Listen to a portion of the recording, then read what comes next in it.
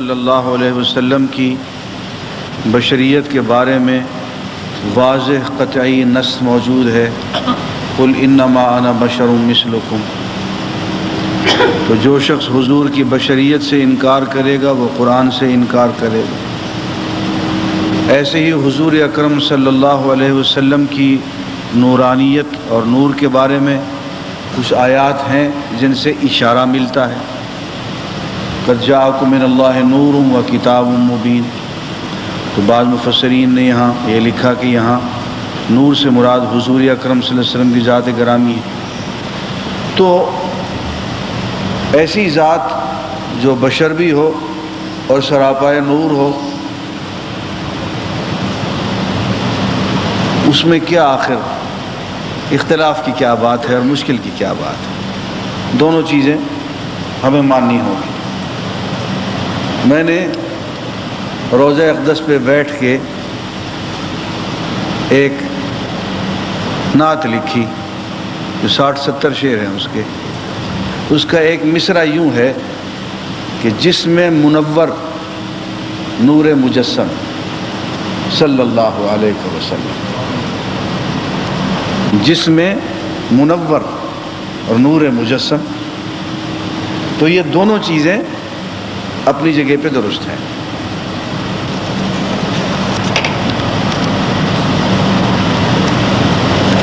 یہ دعا کے لیے ہے، اللہ تعالیٰ انہیں شفاعت عطا فرمائے، ان کے بیٹے کی بھی، ان کے بھانجی کو بھی۔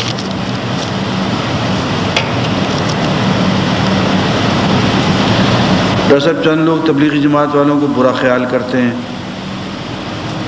اور کہتے ہیں کہ انسان پہلے خود اپنے آپ کو ٹھیک کرے، پھر گھر والوں کو، پھر محلے والوں کو۔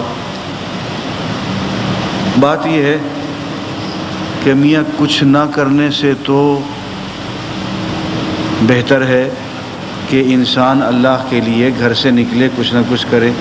برا تو نہیں کہنا چاہیے، جو کچھ وہ کام بیچارے کر رہے ہیں اخلاص سے کر رہے ہیں، کرنے دو۔ آپ کی سمجھ میں نہیں آتا تو نہ کریں، برا تو نہ کہیں۔ اختلاف کیا جا سکتا ہے کسی چیز سے، ہر وہ کام جو اتنا بڑا کام ہوتا ہے، جس میں اتنی خوبیاں ہوتی ہیں، میاں اس میں کوئی خامیاں بھی ہوں گی۔ بغیر خامیوں کے جو کام کیا ہے وہ تو صرف نبی کریم نے کیا ہے صلی اللہ علیہ وسلم، اور کوئی کام دنیا میں کسی شخصیت نے ایسا نہیں کیا جس میں صرف خوبیاں ہوں، خامیاں نہ ہوں۔ یہ کام صرف نبی کا ہے۔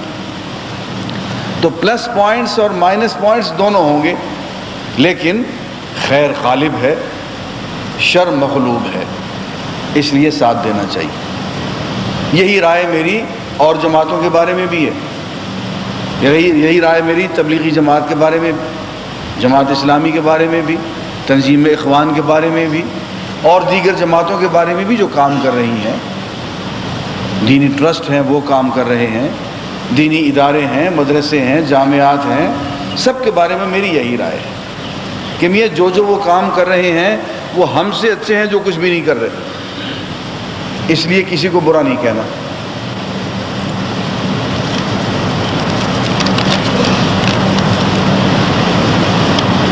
انہوں نے بھی دعا کے لیے لکھا ہے، بیرونی ملک سفر میں کامیابی اور خیر، اللہ تعالیٰ کامیابی عطا فرمائے، اللہ تعالیٰ اپنے راستے آسان فرمائے۔ عورت کی عدت کتنے ماہ ہوتی ہے؟ بھائی عدت دو قسم کی ہوتی ہے، ایک عدت تو وہ ہوتی ہے جو طلاق کے موقع پہ ہوتی ہے، اور ایک عدت وہ ہوتی ہے جو خاوند کی وفات کے موقع پہ ہوتی ہے۔ طلاق کے موقع پہ جو عدت ہوتی ہے وہ اس کا کوئی مہینوں سے تعلق نہیں ہے، وہ 3 طہر ہوتی ہے، 3 پاکیزگیاں، یعنی خاتون کو جب وہ پاکیزگی حاصل کرتی ہے ماہواری سے، ایک پاکیزگی، پھر دوسری، پھر تیسری پاکیزگی حاصل ہونے پہ عدت ختم ہو جائے، یہ ہے طلاق کی عدت۔ اور ایک عدت وہ ہے جو خاوند فوت ہو جائے، وہ ہے 4 مہینے اور 10 دن، اس میں مہینوں کا شمار ہے۔ یہ جہالت ہے حکومت والوں کی کہ انہوں نے طلاق کی عدت کو بھی 3 مہینہ قرار دے دیا. یہ جہالت کی بات ہے. بعض دفعہ وہ عدت پوری نہیں ہوتی، بعض دفعہ پوری ہو جاتی. تو طلاق کی عدت 3 مہینے نہیں ہے، 3 طہر ہے. لیکن ایوب خان نے جن لوگوں کو علماء بنا کے بٹھایا تھا ان کو طہر کا مفہوم معلوم نہیں تھا، انہوں نے طہر سے مراد مہینے لے لیے. یہ جہالت کی بات ہے.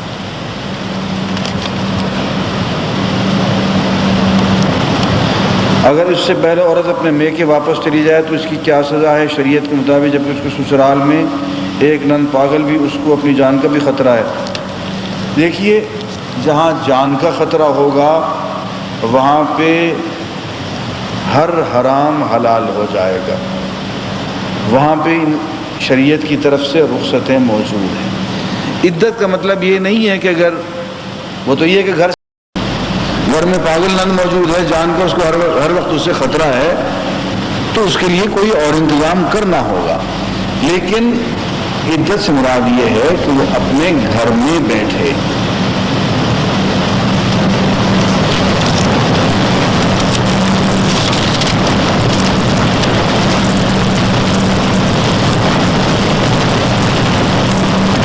ہم جاننا چاہتے ہیں کہ قرآن و حدیث کی روح سے کیا ایک مسلمان کے جنازے میں ایک غیر مسلم اہل کتاب شامل ہو سکتا ہے؟ شامل تو وہ ہو جائے، لیکن کرے گا کیا وہ بیچارہ؟ ان کے شامل ہو جانے میں تو کوئی اعتراض نہیں ہے، لیکن وہ بیچارہ کرے گا کیا جنازے میں؟ اس کو تو جنازے کی نماز نہیں آتی، ویسے ہم میں سے بھی اکثر لوگوں کو نہیں آتی. لیکن یہ ہے کہ آئے وہ بے شک، وہ مشایعت کر لے، ساتھ چل لے، اس میں کوئی خرابی کی بات نہیں. اس سے جنازہ خراب نہیں ہوگا.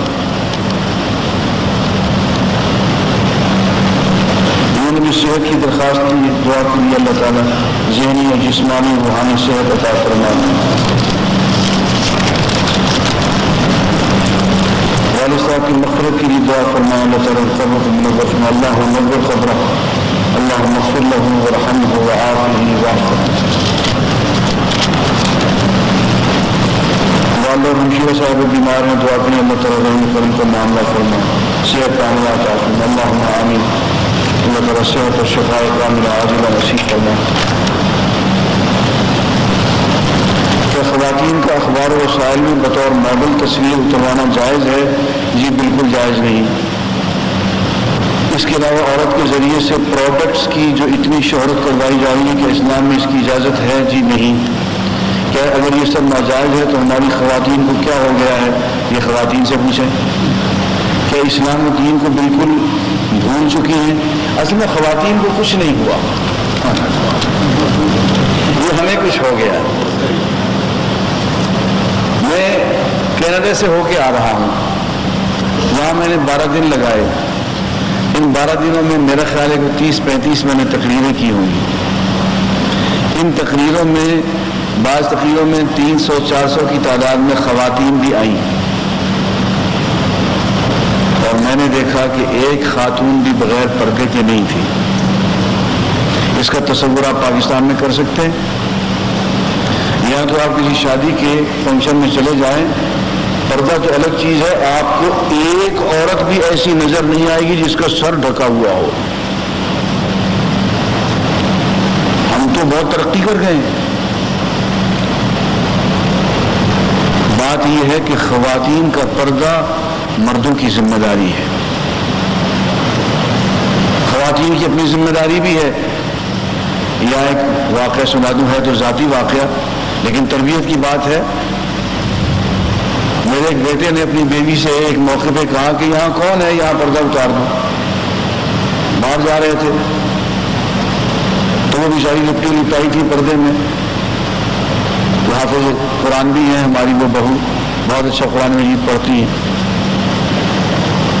تو خامن صاحب فرماتے ہیں میرے بیٹے، وہ بھی حافظ قرآن، کہتے یہاں کون ہے؟ تو کوئی نہیں ہے، تم یہاں یہ پردہ برقع اتار دو. اس بچی کو اللہ تعالیٰ مزید ہدایت دے. اسے خوبصورت جملہ حدیث پڑھ دی اس نے، تو یہ کہ لا طاعت لمخلوق فی معصیۃ الخالق. خالق کی نافرمانی کرتے ہوئے مخلوق کی اطاعت جائز نہیں ہے.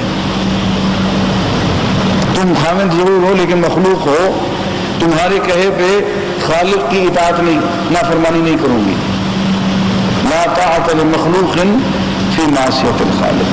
یا تو ایسی خواتین ہوں کہ خامد میاں کہیں کہ برقع اتار دو, وہ کہے نہیں تمہارے کہنے پہ تمہیں اللہ کی نافرمانی نہیں کرنی. یا تو یہ ہو, اور یہ بھی ہو کہ خامد کی ذمہ داری ہے کہ وہ پردہ کروائے. الرجال قوامون علی النساء. دو شعر سناتا ہوں, اکبر آبادی کے بڑے خوبصورت شعر ہیں. خدا کے فضل سے دونوں میاں بیوی مہذب ہیں, حجاب ان کو نہیں آتا, انہیں غیرت نہیں آتی. اور دوسرا شعر بہت عمدہ, بے پردہ مجھ کو کل جو نظر آئیں بیویاں, اکبر زمین میں غیرت قومی سے گڑ گیا. کہنے لگا وہ آپ کا پردہ تھا, کیا ہوا؟ کہنے لگی کہ عقل پہ مردوں کی پڑ گیا. یہ پردہ عورتوں کے جسم سے اتر کے ہماری عقلوں پہ پڑ گیا ہے, اس لیے وہ پردہ نہیں کرتی. یہ ہماری ذمہ داری ہے.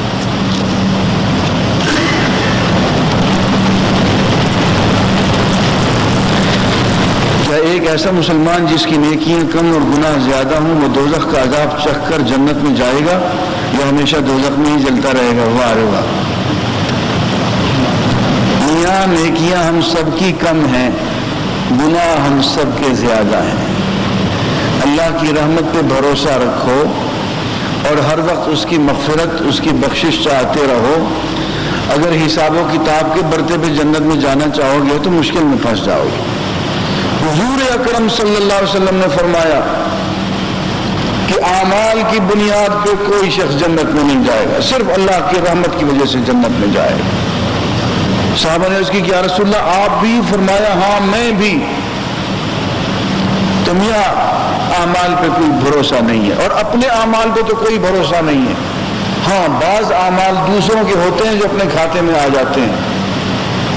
کہ آپ نے کسی کو نصیحت کر دی, واعظ کر دیا, دین سکھا دیا, کچھ قرآن پڑھا دیا, حدیث پڑھا دی, اس نے عمل کر دیا, وہ آپ کے کھاتے میں آ گیا, اس سے شاید کام بن جائے.